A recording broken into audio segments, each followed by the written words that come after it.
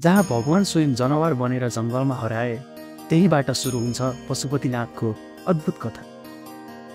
नमस्कार दर्शक साथीहरू, आज हामी तपाईलाई एउटा यस्तो स्थानमा पुर्याउँदैछौँ जहाँ इतिहासको उज्यालो छ, धार्मिक महत्त्व छ र जहाँ प्रत्येक वर्ष हजारौं मानिसहरू आफ्नो इच्छाहरू पूरा गर्न आउँछन्। यो स्थान हो काठमाडौँ, नेपालमा स्थित पशुपतिनाथ मन्दिर, जहाँ एक पवित्र यात्रा तपाईलाई प्राचीन इतिहास र धार्मिक विश्वाससँग जोड्दछ।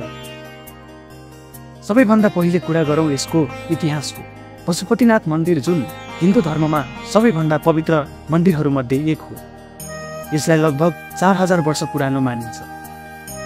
यो मन्दिर पशुपतिनाथ अर्थात् भगवान शिवको रूपमा पूजा गरिन्छ, जसको विशेष पूजा नेपाल र भारतमा सबैभन्दा बढी गरिन्छ।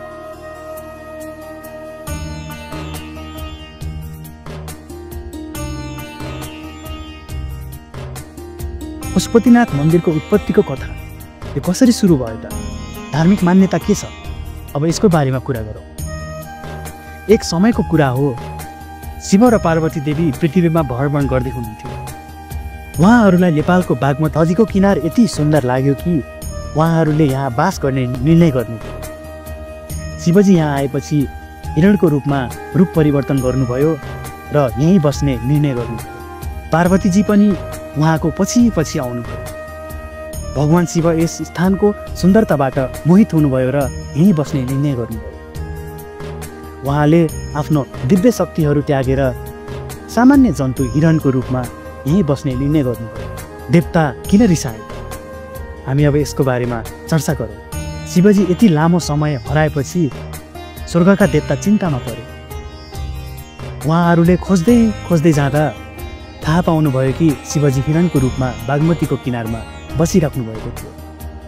तब देवताहरूले शिवजीलाई आफ्नो वासस्थानमा फर्कन आग्रह गर्नुभयो र आफ्नो वास्तविक रूपमा पनि फर्कन आग्रह गर्नुभयो।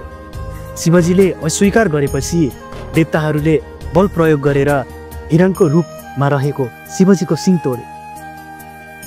भनिन्छ त्यो सिङ नै पछि गएर पवित्र शिवलिङ्ग बनेको हो, जसलाई अहिले पशुपतिनाथको मूर्तिको रूपमा पूजा गरिन्छ। शिवलिङ्ग कसरी फेला पर्यो त? अब त्यसको बारेमा चर्चा गरौँ। 100 वर्षपछि गोठालोले देखे कि आफ्नो गाईले बागमतीको किनारमा दुध दिइराख्ने रहेछ। दुध चुहाउने क्रममा त्यो ठाउँ खोज्दै जाँदा पवित्र शिवलिङ्ग फेला पर्यो, जसको पूजा आज पशुपतिनाथ मन्दिरमा गरिन्छ। पशुपति नामाकरण नै कसरी भयो त? पशुपतिनाथ मन्दिरको नाम पशुपति किन राखियो त? यसमा चर्चा गरौँ। शिवजीले हिरणको रूपमा सबै पशुपन्छीहरूलाई माया गर्नुभयो। माया गरेर यहाँ समय बिताएको कारण उहाँ पशुपति अर्थात् पशुहरूको स्वामी भनेर पुकारिनुभयो। त्यसैले यहाँको मन्दिर पशुपतिनाथ मन्दिर भनेर चिनिन थाल्यो। निष्कर्ष के हो त पशुपतिनाथ मन्दिरको? पशुपतिनाथ मन्दिर केवल एउटा स्थान होइन, यो शिवजीको प्रिय वासस्थान हो। नेपाली संस्कृति र धार्मिक पहिचान र विश्व धरोहर पनि हो। यसको उत्पत्ति स्वयं भगवान शिवको प्रेम र शान्तिको खोजसँग गाँसिएको छ। हजुर दर्शकबिन, यो थियो हजुरहरूलाई पशुपतिनाथ मन्दिरको विस्तृत जानकारी। अब हामी फेरि आउनेछौँ अर्को मन्दिरको उत्पत्ति कसरी भयो भनेर। तपाईहरूलाई हाम्रो भिडियो मनपर्छ भने प्लिज लाइक, सब्सक्राइब र च्यानललाई धेरैभन्दा धेरै सेयर गरिदिनु होला। हस्त, धन्यवाद।